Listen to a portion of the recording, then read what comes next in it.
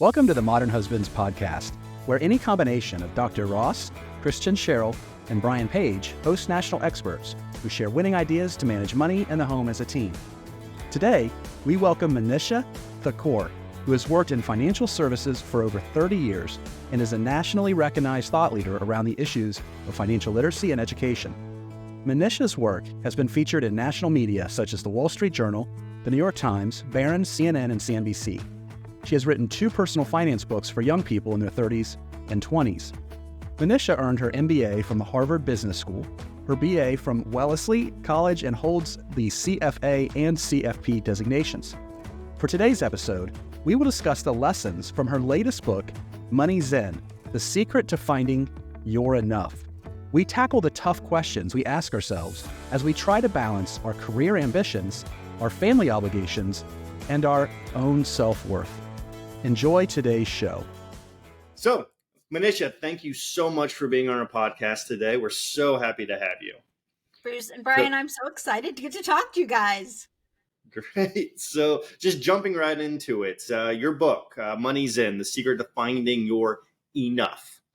You talk about being trapped in the cult of never enough.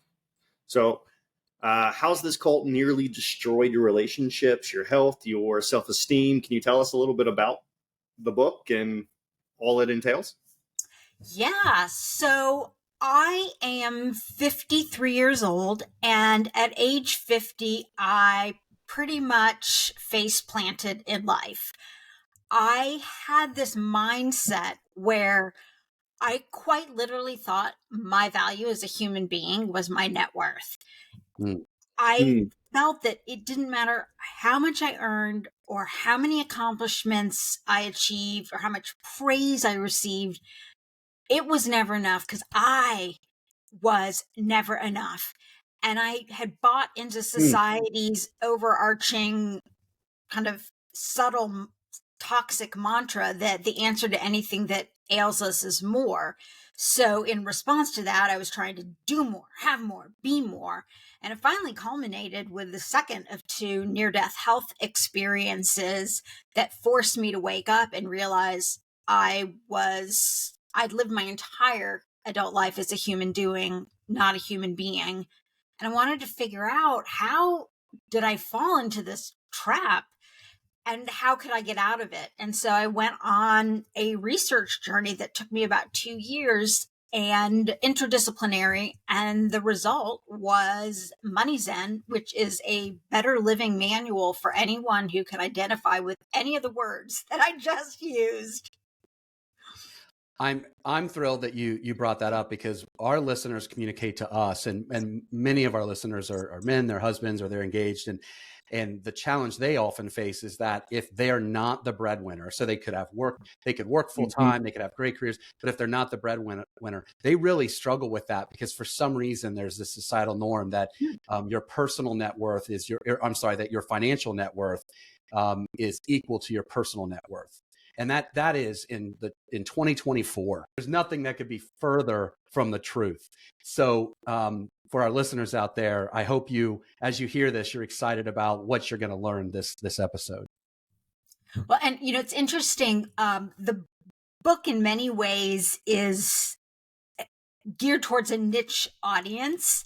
What I found is that there are people, much to my surprise, who prioritized things other than earnings, career progress, and the social status that they perceive comes with the answer to the question, what do you do?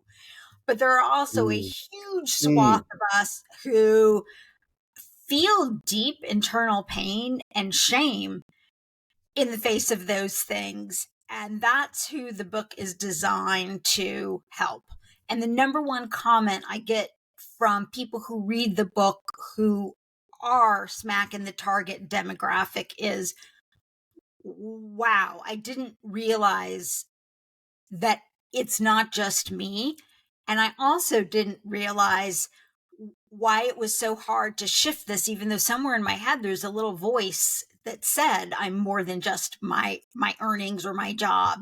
And that's because it's a Rubik's Cube of interdisciplinary pain points that come together to make so many of us experience a struggle. What do you do? I am there is like this jolt of pain going through me right now because I realize that when somebody asks me, what do you do? I have never said, well, the first thing I do is I am a good partner for my spouse, for my wife. I try to be the best father I can be for my children. I always lead with what I do professionally, which should not define us. And wow, talk about a way to kind of just shape just a conversation when you're out with Hmm. friends, just leading with that. I remember reading a book where they talked about kind of like two different classes in the country, and the upper class often leads with what do you do, and they just want to know about what your professional Yeah. expertise is, because that is right there your value. They are sizing you up, where everyday Americans will often not want to talk about that because sadly they're not proud of their profession, but it shouldn't matter. Yeah. Gosh, so now as I'm thinking this through, I would love to know, how much time you spent researching the causes of this never enough mindset that leads to this, and what did you discover? What I learned, and it it was wonderful in a way. I felt like I was going back to college and having this blank piece of paper in front of me that said, "What the F is wrong with you?" And I had to go into different shelves in the library to try and figure it out. And I boiled it down into 4 buckets. The first is small T traumas. It could also be large T traumas, but the one that so many of us struggle with is small T trauma because we feel like that shouldn't be something that's bothering us as adults. And one, Manisha, yeah, Manisha, could you define for our listeners the difference between small T and big T trauma? yes, yes. So big T traumas are horrific things that happen to you when you are under the age of 25, when your brain fully forms. Your parents die in a tragic accident. You have a sibling who has a very severe illness. You're molested. I mean, horrible things that will reverberate and have prolonged impacts on you. Small T traumas are things like what happened to me. I was bullied in fourth, fifth, and sixth grade, and I was called all kinds. I was mixed race in a small town in Indiana, and I was called things like cow butt and thunder thighs and mustache mouth. That was the worst one because Indian women, as they go through puberty, often develop facial hair, and it goes away. But in small town Indiana, that was a sight to behold. And it got so bad that by my my sixth grade year in junior high, I literally left every day at lunch and I sat under the picnic table at my house because both of my parents worked and I didn't have a key to get in because my mom was a teacher and she was home by the time I got out of school. And I would rather sit starving under the picnic table than face the kids. And I felt so ostracized and rejected that the I turned to my academics because the one place I felt seen and heard was by my teachers. And Mm, so a mechanism that I developed back then, which was to work hard and get good grades, which was a healthy response in many respects to what I mhm, was going through, became what academics would call a runaway trait. And as I moved into the work world, well, what replaces grades and appreciation and approval by teachers, but money and promotions? So I started Hmm. seeking that Exactly. out, and it just got to a level where I didn't. It's not like I woke up every morning and thought, wow, I was called thunder thighs when I was in fifth grade. I better go work a 14-hour day. It was subtle and insidious. So of the 4 factors, small T traumas is the first. And I asked executive coaches who work with very high level professionals what percentage of their client base they felt had driven themselves to the brink of sanity because of small t traumas? And the answers range from 75% to 100%. Wow. Wow.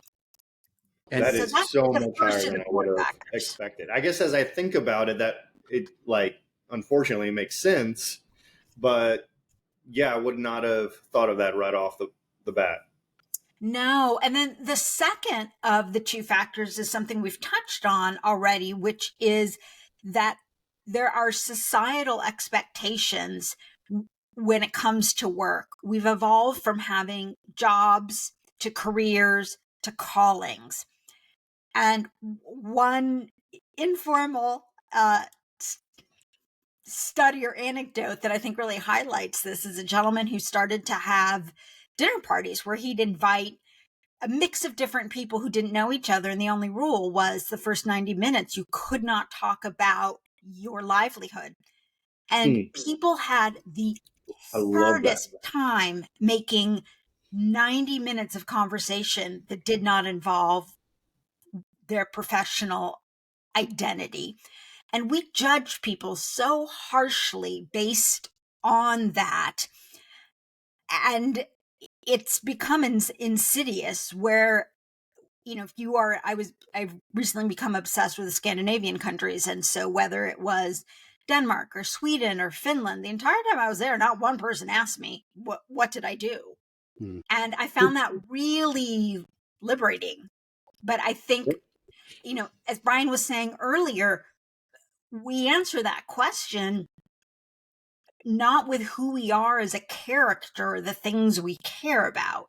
We answer that question with what brings money into our life. What's your occupation? I mean, is essentially what we hear no matter what when we're asked, who are you?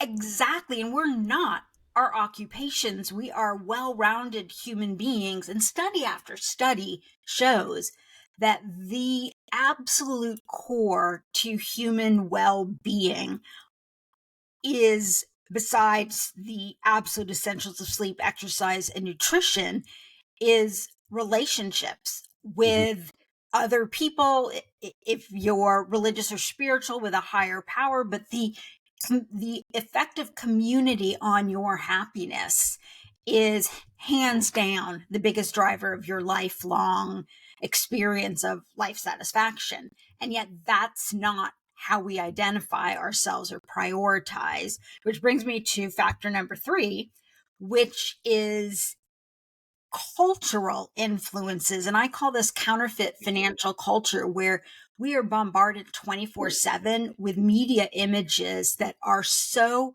false. And I'm not merely speaking to, Instagram photos that are taken 15 times and filtered and edited.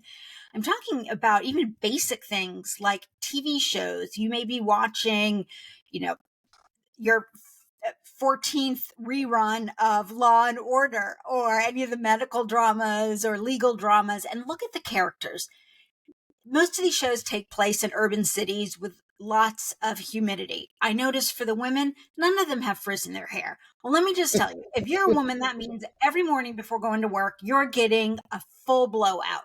Well, that's $50 to $60. Who the heck can afford that? Especially not in the professions that are being portrayed as the professions the majority of human beings have.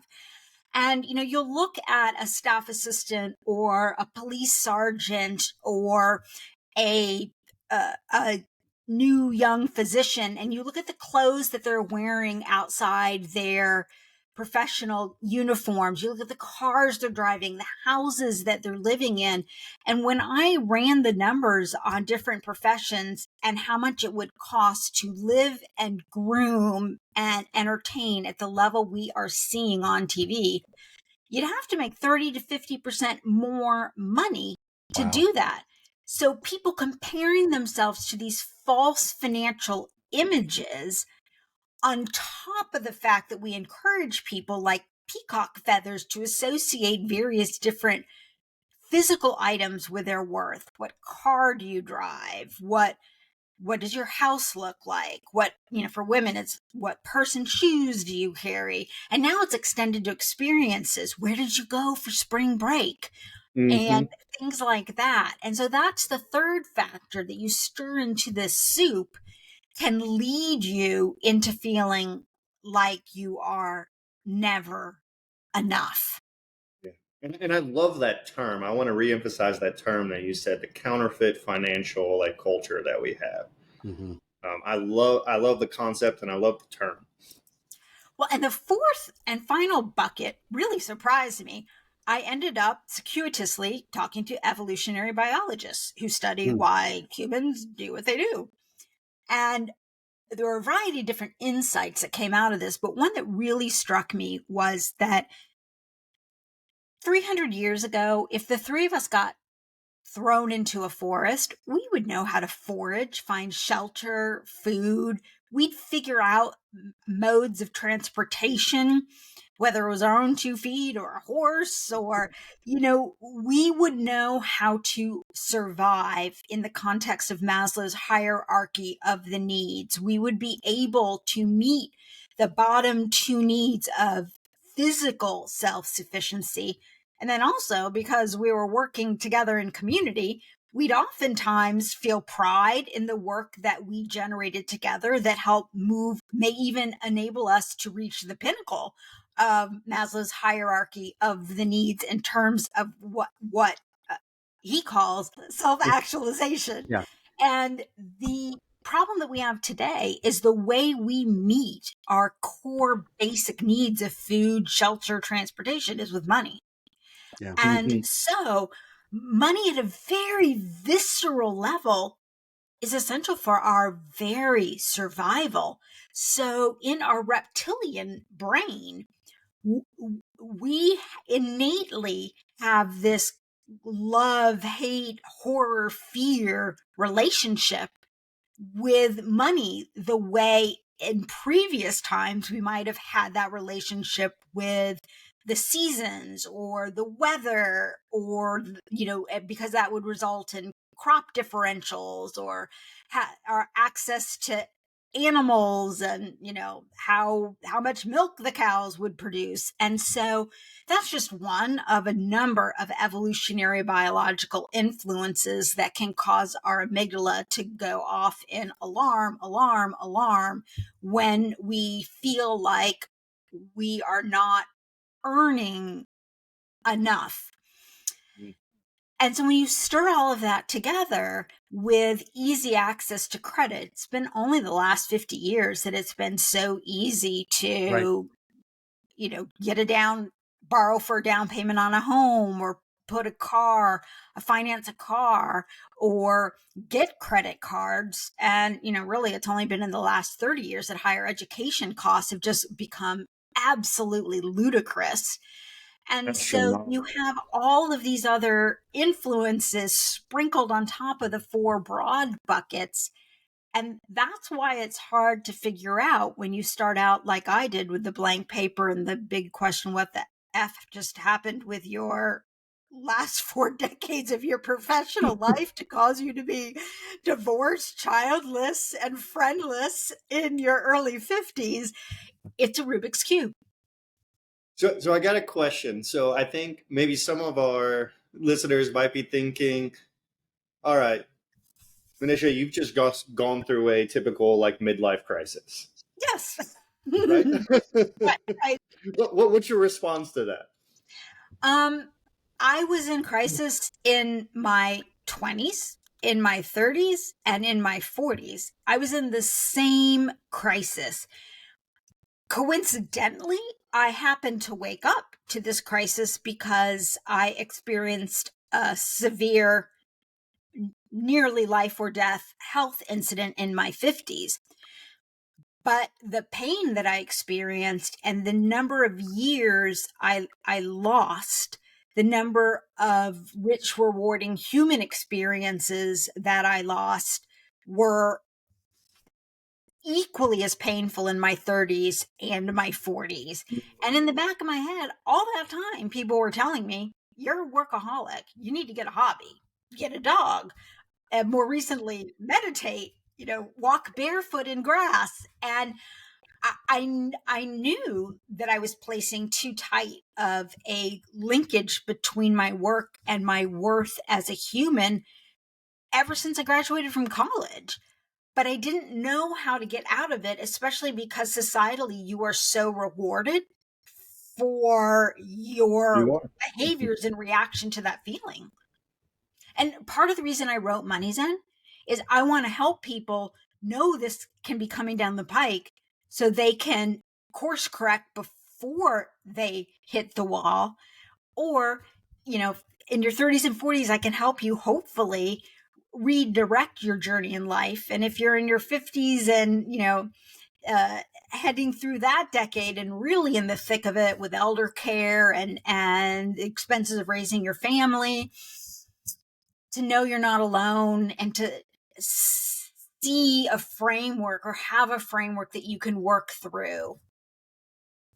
As you were sharing these, what the origin is for you of some of these challenges, my mind goes back to a past podcast guest who talked about work addiction issues, and for a lot of men, and frankly I'm one of them, and it created problems in our marriage. But I had work addiction issues, which stem from you not dealing with either problems head on and you not feeling like you are enough. And so your response is work, work, work, work, work, work. And I feel like that, in today's world, there's probably quite a few listeners who can identify with work addiction issues, meaning if you're sitting around and you've got your home, you don't have anything to do around the house, what are you going to do? Are you going to open your email? Are you going to go to your phone and look at your work email? That's the behavior of an addict. And Right. and I have to put systems in place to avoid doing that, so I don't create problems in our family. There is an academic discipline around workaholism. And I was lucky enough to talk to several professors who have focused their career on studying this. Because a common question I get from people is like, well, what if I love what I do? And the answer to that is there's a distinction between positive work engagement and workaholism. And the distinction is when you have positive work engagement, it doesn't matter if you're working 1 or 2 hours a day or 12 hours a day. If you are able to completely disconnect when you are not working, to be completely present with the people you are with or the hobby you are with, and there are no thoughts about work going through there. And since writing this book, I've sought out people like this to hang around, and it's such a joy. But the key point in workaholism is that even when you're not working, it feels like you're working all the time because the thoughts are subconsciously or consciously in your head 24/7. Yep. Hey there, podcast fam. We'd love to hear from you. Please take this moment to rate and subscribe to our podcast. Your feedback fuels our passion to bring you more engaging content. And please text this episode to your friends. It's your support that can help us grow. Now back to the show.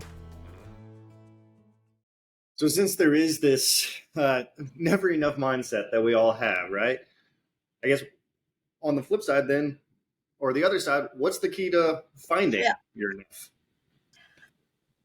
This is the tough love part. People say to me, like, Manisha, give me 3 tips to get rid of this. Yeah. And give it to us straight. What's the tough love? The way out is through. Most nonfiction books spend 10%, 15% max describing the problem, and the remainder of the book giving a wide variety of actionable tips to correct the problem. Here, it is understanding the genesis of the problem or the interplay of societal forces coming at you in different ways today that is the way out. So in my book, 80% of the book is focused on really understanding from a deeply rooted multidisciplinary academic framework how these things happen against the backdrop of real life stories. So, for instance, Bruce, you may identify with this. Academics tell me their sense of self-worth is tied up oftentimes in how many papers they write and how often those papers are cited in other publications and journals. Yoga Because it's how we're instructors, evaluated. It's how we're evaluated every year. precisely. And yoga instructors will tell me that their sense of self-worth is the number of students that show up in their classes and whether or not any of them ask them to teach private lessons. So it can vary widely across Academics disciplines. get that too. How many students show up, how many students come and ask additional questions and meet during office hours. Yes. And, so my example, I think, is the way it is simply because I spent 30 years working in finance. But what I've observed with the stories that I tell of all the different people I interviewed and in the anecdotes is it's true in every profession. And the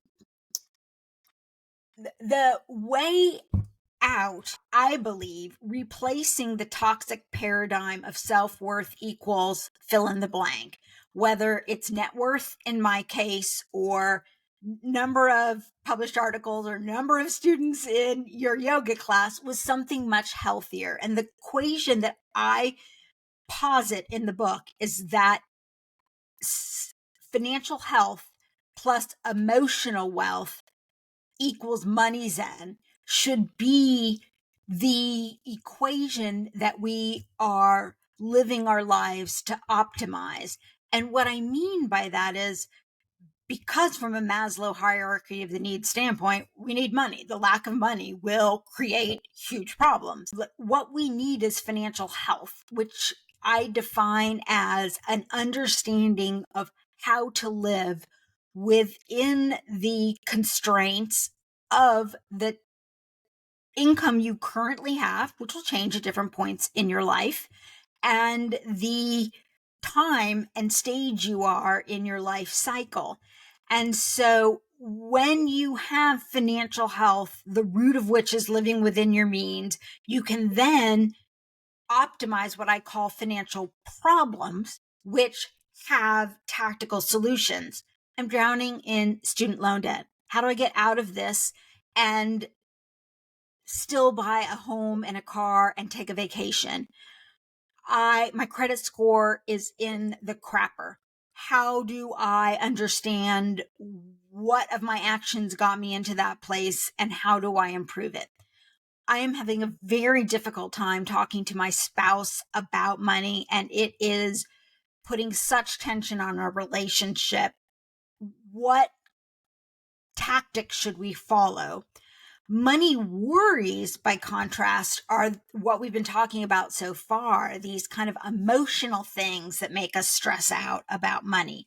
So by helping people understand that your first goal is to get financially healthy, and no one teaches you personal finance. So there are a lot of thankfully great podcasts and resources and books that you can use to help teach yourself, along with conversations in community, learning from your peers what's worked and not worked. Oftentimes what's not worked is more valuable to learn than what did work. But then the second piece is to invest tactically in your emotional wealth. And the emotional wealth piece are all the things that nourish your soul. And I know that sounds like really woo-woo, but nourishing your soul can range from having a practice of being out in fresh air every day or doing something kind of dramatic, like I'm in the middle of doing, which is deciding that I want to move closer to my family, all of whom are on the East Coast, and I've been living on the West Coast for the past 8 years. So I'm picking up my life. I'm moving to Washington, D.C., and I'm making trade-offs. The place in Washington, D.C. that I want to live, that enables me to live within my means, happens to be half the square footage of what I'm living in Oregon. So there are trade-offs, and people have to understand that across that equation there are trade-offs. But let me summarize this piece by saying many of us in our age cohort remember a study that came out and said $75,000 was the maximum amount of money that you needed to earn in order to be happy. And this came out maybe 15 years or so ago. Mhm. So the number would Yeah. have to be inflation adjusted I to think it's like compare. now at like 112 or 115,000. Right. So that would be the inflation Yeah. adjusted number. Mhm. And people on the East and West Coast snort and roll their eyes because if you got a family, that's still not necessarily an easy, Right. that's Right. not Yeah. the threshold, to be honest, to have a financially stress-free life. But what was fascinating when the researchers revisited this study is that they found out the real reason there was some cap. And we can argue what the right number is because it's different for everyone depending on your values and what part of the country you live in and what occupation you've chosen. But earning money beyond the income given your chosen profession and geographical location and values. So, for instance, if you tithe 10% a year, that's going to change your economic Mhm. flow of cash. But what they found was life satisfaction does not increase once you've established financial health and maximize those two bottom layers of Maslow's hierarchy of the needs, which is essentially meeting your needs. And that unless you are investing in the pieces that lead to self-actualization, which boil down to connection, creativity, curiosity, more money isn't going to make you happier. And that's the real reason behind my focus on financial health and emotional wealth as being the new terms to use as the North Stars or guiding anchors for how to get out of a negative, toxic self-worth equals question mark mindset for your life. And the tools that I can, leave listeners with to start on that path are varied, but the power of that equation, which you won't follow smoothly all along the way. So, for instance, when I started marketing this, I finished the book and I decided to make some emotional, some, heavy emotional wealth oriented changes in my life. But then guess what happened? I started marketing the book. Well, what happens when you market a book? You do a ton of publicity. Well, then you start getting competitive. Like, was it a big enough Sure. publication? How many publications? And my ego Mhm. flared up again. And Start I was, looking at all those metrics again. Yeah. yes. And the difference is this time it only took me about 4 months to realize I'd fallen back into the hole versus 4 years or 4 decades as it would have before writing the book. As you were talking about Maslow's hierarchy of needs, it occurred to me that some of the listeners might not quite understand that. Yeah. And I think what's important for them to understand is that it's a pyramid. There are 6 or 7 layers of it, but really, just to keep it simple, the bottom of the pyramid are the things that we need to survive, right?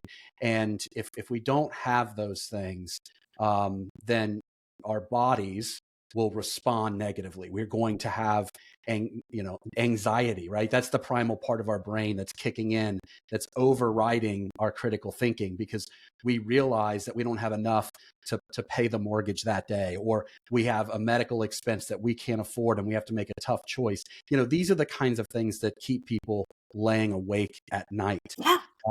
And I'm glad that you brought up that in order for us to have our own Money Zen, that has to be, those basic needs, those must be taken care of first. Yes. And that's the financial health piece. You have to have financial health, and it can be very difficult to obtain it. But without that, you're not going to be able to feel the joy of the other things. And if you don't have financial health, you probably have true money problems, right? Correct. But I also hear people tell me who have plenty of money and when I say that, they are very financially healthy. They'll say that they have money problems. I'm kind of like, Yep. wait a second. I feel like you probably have money worries. What is the difference between a money problem and a money worry? So a money problem is solved with a factual based explanation. And let me give you two. I have a dear girlfriend from college. She and her husband both have PhDs. She's a teacher. He works for an aerospace company, and they make good salaries for their professions, but they have 6 children. Oh, And they emphasize education as a core value for their family, and so they've really focused on that. Now they're in their 50s and they have no retirement savings. It's not that they're bad people. They're in a situation where they had a bunch of confluences that nobody taught them was going to require different kinds of trade-offs. So I was talking to my girlfriend just the other day, and she had run up credit card debt, and she was nervous about telling her spouse because they had agreed that they weren't going to. So we went back through the sources of the credit card debt. 1/4 of it was for emergency, true life, unexpected needs. 3/4 of it was wanting to get holiday gifts for her adult children who are young in their early 20s that were commensurate with the level of Christmases they had when the kids were younger. And the kind of gifts that you bought them when they were younger were a heck of a lot cheaper back then. And so now she's buying these expensive gifts because she felt she didn't want her kids to think, wow, mom and dad are in their 50s and like this is what's happening. And then also as a grandmother, she wants to spoil her grandkids, but instead of teaching them to bake cookies and make arts and crafts together and spend time, she's been buying things for them. So that's one example at one end of the spectrum. On another end of the spectrum, I have friends in finance who literally earn high 6-digit into the 7-digit income levels, over $1 million. Let's say they earn $1 million a year, but they spend 1.2 million because they're trying to emulate other people in their office. And so they're $200,000 in the hole. And that $200,000 in the hole feels as crappy as the $25,000 of credit card debt that my girlfriend ran up. And both of those individuals have the financial problem of needing to make painful, honest trade-offs to address their current situation. The emotional problem is that internal feeling. So it's linked to financial problems. But once you start addressing your financial health, the worries can then be addressed by unwinding your money story. What was it in your upbringing that made you feel you needed X or Y? Or what happened to you in your adult years? Did you have a very painful divorce that made you realize that you needed X or Y? And those frequently are more emotional answers. And I'm really excited. I have a CFA, which is a designation that focuses on investments. But the one I use the most is my CFP, which focuses on individual financial problems. And what I'm thrilled about is in the CFP industry, they're now expanding to have designations for financial therapy that can be linked. So now a financial advisor who has stepped into that world can help you with money problems and money worries. And for our listeners, Dr. Ross is a past president of the Financial Therapy Association. Him and I actually presented at this conference. I think the conference was in October. Is that right? And many of our past guests are financial therapists because what you're saying is spot on. The intersection between the emotional challenges we grapple with and our money that stem from our money stories and the money that we spend, and kind of pulling in the relational challenges that we have with our spouse and money. All of those things kind of create, as you would say, a Rubik's Cube of problems. And it takes more than just understanding kind of how to move money around to be able to solve those problems. I'm really interested in where we can learn more about what you have uncovered and where I haven't bought your book yet, but I'm going to. Where can I go to purchase your book? This is my third book, and as a writer, I love independent bookstores. The problem is independent bookstores have to curate how many books they have in. And so for sales purposes, they generally need to focus on books that have a wider market. So Amazon really is the best place to go to buy the ebook or the audiobook or the hardcover book. And in terms of finding out more of my work, I'm a huge fan of simplicity. So everything about my life and my work in this area can be found at simply MoneyZen.com. Oh, that's a good domain, which is, Yep. of course, the title of your book, Money Zen, The Secret to Finding Your Enough. But MoneyZen.com. That's good. Which, by the way, has been the name of my website since this started as a side gig back in 2008. Wow.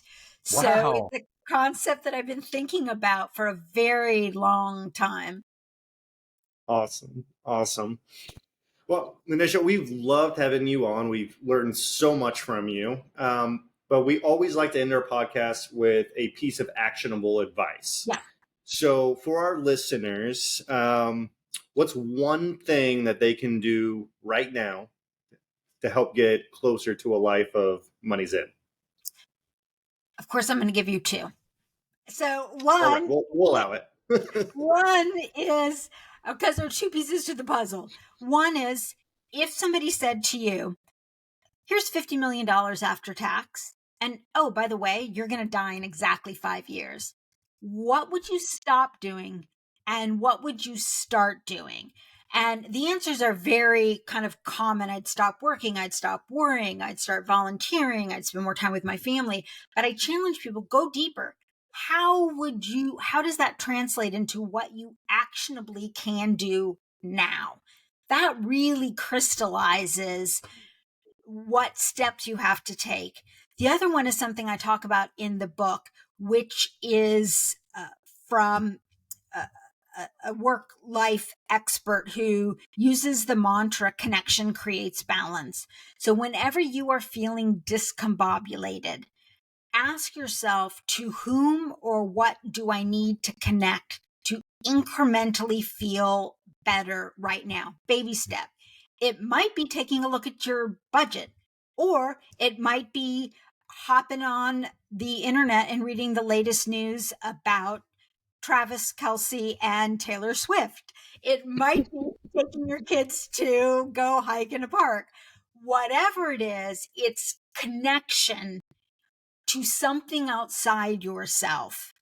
And those are two of several tangible steps that I give people in the book to start acting on and putting into place the formula of financial health and emotional wealth, bringing you Money Zen in your life.